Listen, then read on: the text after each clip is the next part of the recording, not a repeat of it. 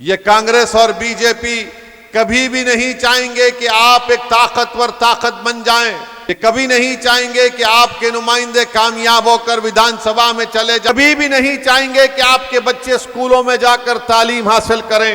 ये भाई बहन को सत्ता मिलती थी, एक तरफ बीजेपी आई तो महारानी मुख्यमंत्री बन जाती, और जब कांग्रेस की आती तो उनके भाई गहलोत बन जाते। तो 10 साल में कभी ये रोटी पलटती तो रोटी एक ही घर में पलटती है।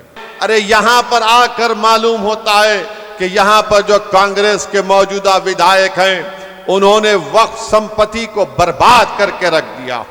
क्या बीजेपी को और कांग्रेस को नजर नहीं आता कि अल्पसंख्यक समाज के 37% मुसलमान तालीम याफ्ता नहीं है? इसका जिम्मेदार कौन है? यकीनन बीजेपी को हराइए। कौन कह रहा है कि मत हराओ? बीजेपी को हराने की जिम्मेदारी सिर्फ असदुद्दीन ओवैसी के कंधों पर नहीं डाल सकते तुम। कल से सब बोलना शुरू कर देंगे कि ओवैसी वोट काटने आया है, ओवैसी तोड़ने आया है। अरे मेरी जिंदगी का मकसद जोड़ना रहा, मैं जोड़ता रहूंगा। बीजेपी को हराने की जिम्मेदारी जितनी अशोक गहलोत और राहुल गांधी की है, बल्कि मुझसे ज्यादा तुम पर है। क्योंकि अगर आज बीजेपी सत्ता में है तो अशोक गहलोत और राहुल गांधी की वजह से नरेंद्र मोदी 2-2 बार इस देश के प्रधानमंत्री बन गए, मेरी वजह से नहीं बने। जब से देश में बीजेपी की सरकार बनी है, एक नफरत का एक मंसूबाबंद तरीके से नफरत को फैलाया गया कि नफरत के बाजार में क्या प्यार की दुकान खोलूंगा। अरे जब प्यार की दुकान, मोहब्बत की दुकान खोलना था तो जाना था जुनैद और नसीर के घर के परिवार को। और मैं आपको ये बताना जरूरी समझता हूं कि मजलिस पर बहुत से इल्जाम लगाए जाते हैं, मगर हम कांग्रेस के जिम्मेदारों से पूछना चाहते हैं कि आखिर क्या वजह है कि आपको सत्ता मिली राजस्थान में, कई बरस आपको सत्ता मिली, और ये भाई बहन को सत्ता मिलती थी, एक तरफ बीजेपी आई तो महारानी मुख्यमंत्री बन जाती, और जब कांग्रेस की आती तो उनके भाई गहलोत बन जाते। तो 10 साल में कभी ये रोटी पलटती तो रोटी एक ही घर में पलटती है, कभी इनके पास तो कभी उनके पास। हम इन दोनों से पूछना चाह रहे हैं, भाजपा से, बीजेपी से और कांग्रेस से, कि आखिर क्या बात है कि राजस्थान में सबसे ज्यादा अगर किसी बच्चों में खून की कमी है तो वो अल्पसंख्यक समाज मुसलमान के 60% बच्चे हैं। इसका जिम्मेदार कौन है? क्या कांग्रेस और बीजेपी ये नहीं देखती है कि 60% बच्चों में खून की कमी एनीमिक है? क्या बीजेपी को और कांग्रेस को नजर नहीं आता कि अल्पसंख्यक समाज के 37% मुसलमान तालीम याफ्ता नहीं है? इसका जिम्मेदार कौन है? इसका जवाब क्यों नहीं देते ये लोग? ये नाइंसाफी की जो दास्तान, एक लंबी दास्तान है, मगर इसका जवाब ना कांग्रेस देगी ना बीजेपी देगी। और मुझे यकीन है कि मैं जब ये सवालात उठाता हूं तो इसके बाद से आप सुनेंगे कि कांग्रेस मजलिस और मेरे बारे में क्या कहती है, बीजेपी और मोदी मेरे बारे में क्या कहते हैं।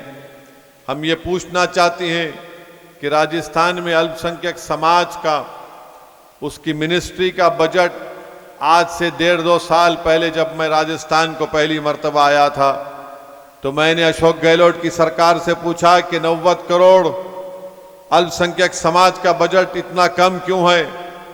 तो मालूम हुआ 1 साल के बाद अशोक गहलोत की सरकार ने उसको 90 करोड़ से बढ़ाकर 250 करोड़ के करीब कर दिया। मगर मेरे भाई, हम इलेक्शन नहीं लड़े तो अशोक गहलोत काम करना शुरू कर दिए। अब आप अंदाजा लगाओ कि अगर जावेद को आप कामयाब करके अपना विधायक बनाकर राजस्थान की विधानसभा में भेजाएंगे तो आपके कितने मसाइल हल होंगे।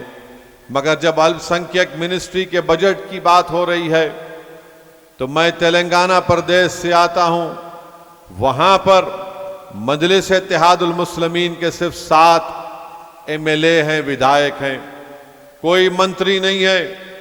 वहां पर अल्पसंख्यक समाज का मिनिस्ट्री का बजट 2200 करोड़ रुपये है। 2200 करोड़ रुपये और हर साल आप देखते हैं कि पैसा करीब 1800 से 1700 खर्च होता है। हमने क्या किया? लोग पूछते हैं कि असदुद्दीन ओवैसी सिर्फ भड़काऊ भाषण देता है, ओवैसी सिर्फ जज्बाती तकरीर करता है, ओवैसी वोट तोड़ने का काम करता है।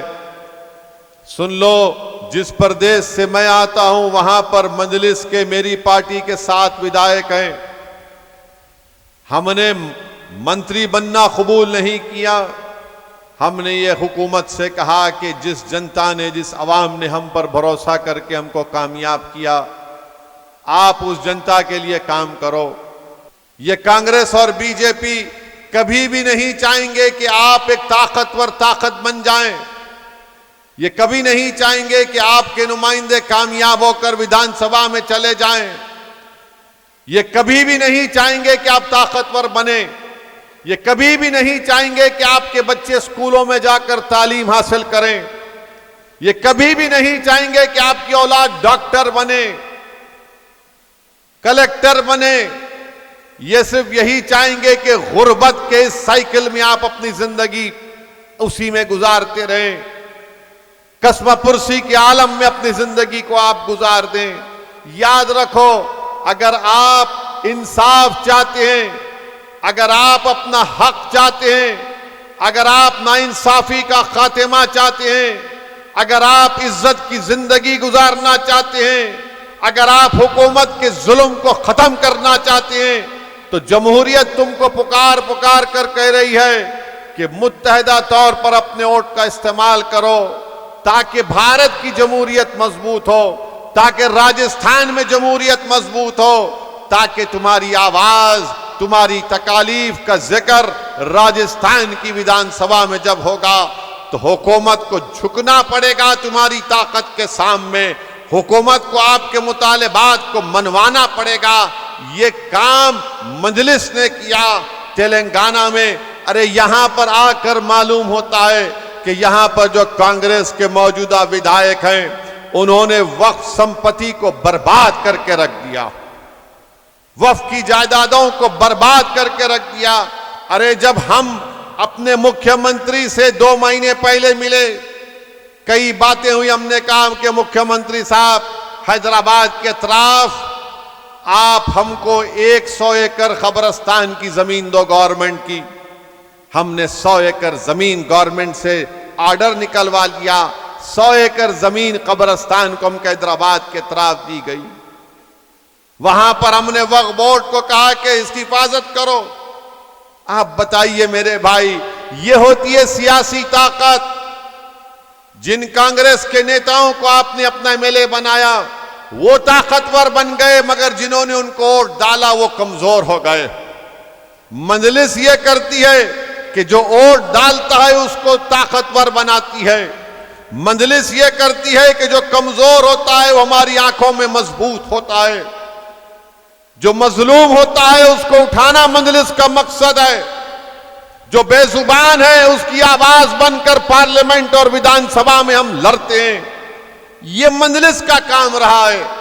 इसीलिए हम आपसे अपील करने आए हैं कि इस विधानसभा के चुनाव जो 25 नवंबर के दिन आपको मतदान करना है, अपने वोट का इस्तेमाल करना है, देख समझ कर अपने वोट का इस्तेमाल करिए। यकीनन बीजेपी को हराइए। कौन कह रहा है कि मत हराओ, मगर बीजेपी को हराने की जिम्मेदारी सिर्फ असदुद्दीन ओवैसी के कंधों पर नहीं डाल सकते तुम। बीजेपी को हराने की जिम्मेदारी जितनी अशोक गहलोत और राहुल गांधी की है, बल्कि मुझसे ज्यादा तुम पर है। क्योंकि अगर आज बीजेपी सत्ता में है तो अशोक गहलोत और राहुल गांधी की वजह से नरेंद्र मोदी 2-2 बार इस देश के प्रधानमंत्री बन गए। मेरी वजह से नहीं बने, ना तुम्हारी वजह से बने। इनकी निकम्मेपन की वजह से, इनकी दोगली पॉलिसियों की वजह से और इनके झूठे वादों की वजह से बीजेपी कामयाब हो जाती। तो मेरे अजीज दोस्तों और बुजुर्गों, आज आप देखते हैं कि यकीनन जब से देश में बीजेपी की सरकार बनी है, एक नफरत का एक मंसूबाबंद तरीके से नफरत को फैलाया गया। नफरत को इतना फैलाया गया कि जुनैद और नसीर को घाटमीका से किडनैप करके ले जाकर हरियाणा में जिंदा जला दिया जाता है। और जब इनको जिंदा जला दिया गया तो घाटमीका को अशोक गहलोत और राहुल गांधी नहीं गए। ये बड़ी बड़ी बातें करते हैं कांग्रेस वाले कि नफरत के बाजार में क्या प्यार की दुकान खोलूंगा। अरे जब प्यार की दुकान, मोहब्बत की दुकान खोलना था तो जाना था जुनैद और नसीर के घर के परिवार को। मैं और जावेद और हमारे इमरान साहब गए थे, मुलाकात किए, पुरसाद किए और उनकी तकलीफ को और उनकी गुर्बत को देखकर हमको एहसास हुआ कि कितना जुल्म किया जा रहा है। मेरे अजीज दोस्तों और बुजुर्गों, आपने अभी सुना कि जयपुर ट्रेन में एक रेलवे प्रोटेक्शन फोर्स का कांस्टेबल आतंकवादी की तरह मजाहरे करता है और नाम पूछकर गोली मार देता है। अरे ये जो असगर शेख राजस्थान का रहने वाला था, क्यों नहीं यहां पर अशोक गहलोत उसके लिए कुछ काम किए? अब्दुल कदीर हैदराबाद का रहने वाला था, हमने हुकूमत से नुमाइंदगी करके काम करवा दिया। क्यों नहीं यहां के विधायक को तौफीक हुई कि वह जाकर असगर शेख के बारे में बात करते?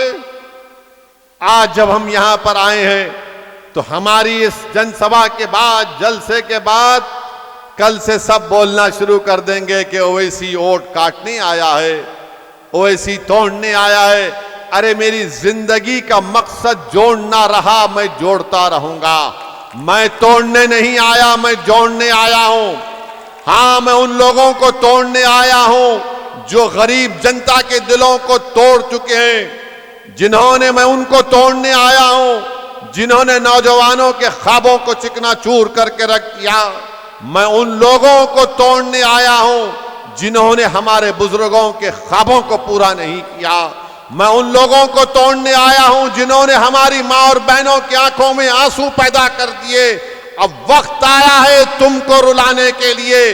तुम रोगे, तुम्हारी आंखों में आंसू आएंगे। तुमने जो हमारे ख्वाबों को चकनाचूर कर दिया, तुमने हमारे बच्चों के मुस्तकबिल को बर्बाद कर दिया, तुमने इख्तिदार में बैठकर गरीबों पर जुल्म किया। इस जुल्म का खात्मा होगा जब यहां से जावेद को आप अपना वोट देकर उसको अपना विधायक बनाकर कामयाब करेंगे।